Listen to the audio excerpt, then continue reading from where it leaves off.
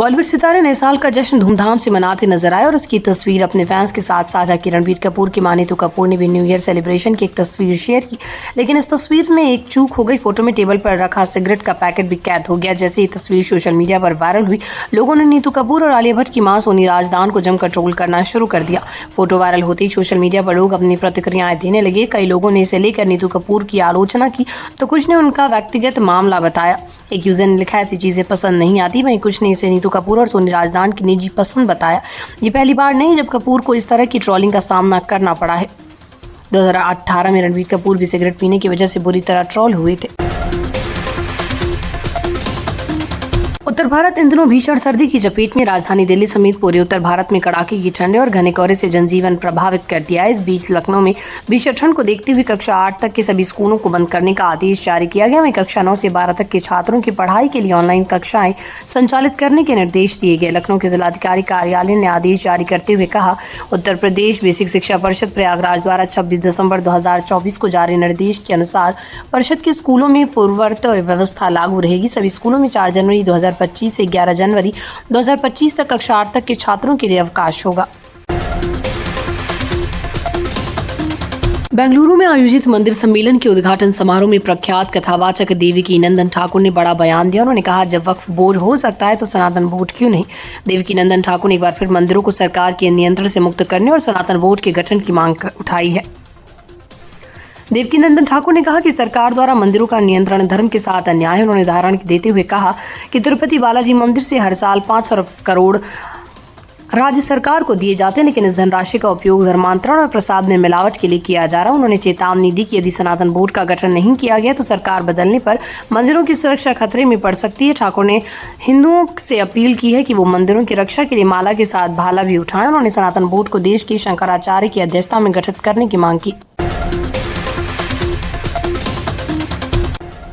दोस्ती में मरने जीने की कसम खाने वाले दोस्तों के बीच पैसा आ जाता है तो अपराध होना लाजमी है। ऐसा ही कुछ कानपुर के चक्री थाना क्षेत्र के रहने वाले युवक के साथ हुआ, जहां युवक की उसकी दोस्तों ने पैसों के चलते हत्या कर दी और मौके से फरार हो गया। मृतक अपने घर पर दोस्त से मिलने की बात कहकर घर से निकला था, लेकिन वो लौट कर नहीं आया। आरोपी के बताए हुए जगह पर पुलिस शव की तलाश में जुट गई। कानपुर के चकेरी थाना इलाके में 28 दिसंबर शाम अपने घर से दोस्तों से मिलने की बात कहकर निकले राकेश निषाद की उसी के दोस्तों ने हत्या कर दी। पुलिस ने इस पूरे मामले में खुलासा करते हुए बताया कि मृतक राकेश ने हाल ही में जमीन बेचकर 10 लाख रुपए कमाए थे। राकेश ने पैसे कमाने के बाद दोस्त सोनू वर्मा, शिवम गुप्ता और राज कश्यप को बताई। 10 लाख रुपए की बात सुनकर सभी का दिमाग पैसों पर अटक गया था।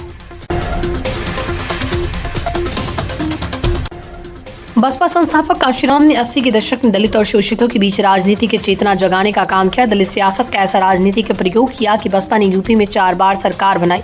दलित वोटों पर मायावती का लंबे समय तक एक छत्र राज कायम रहा, लेकिन दलितों के मुंह मोड़ने के बाद से सपा सियासी ग्राफ लगातार गिरता जा रहा है। 2024 के लोकसभा चुनाव में 0 पर सिमट जाने के बाद बसपा दिल्ली विधानसभा चुनाव में नया सियासी प्रयोग करने जा रही है, लेकिन मायावती अपने करीब से फैसलारों के साथ चुनावी बागडोर अपने हाथों में रखेंगी।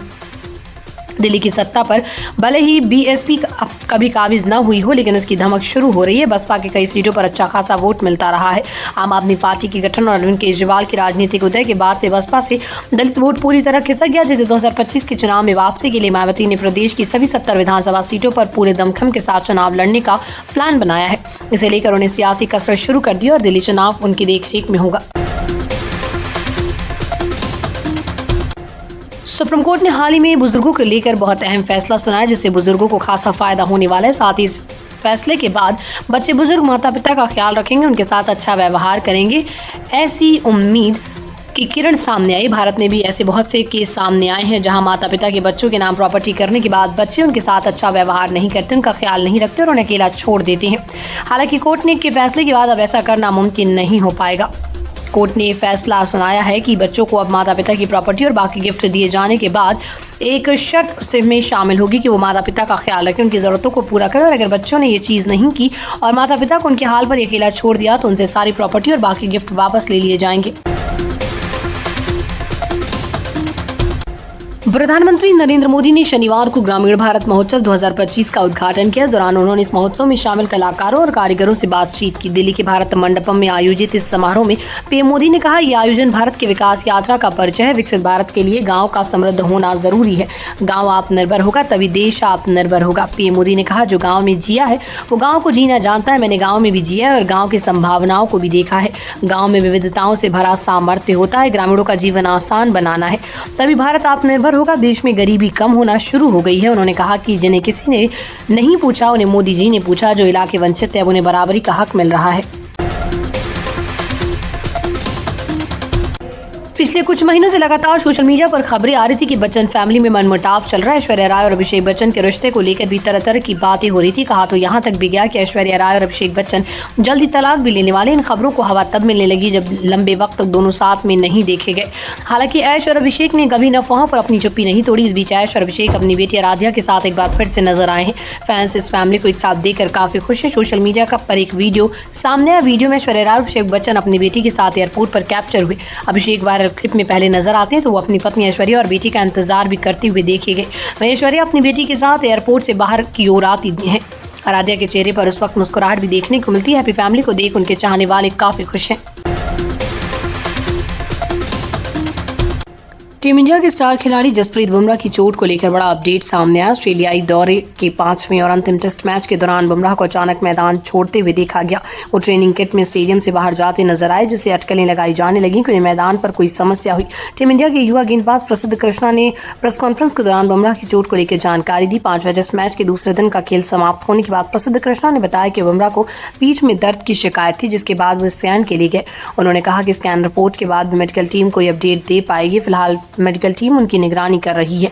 टीम इंडिया इस समय पूरे दिन के खेल के बाद अपनी दूसरी पारी में 141 रन पर 6 विकेट खो चुकी है। भारतीय टीम के पास अभी 145 रनों की बढ़त है। ऐसे में अंतिम पारी में लक्ष्य का बचाव करने के लिए बुमराह का मैदान पर रहना बेहद जरूरी है।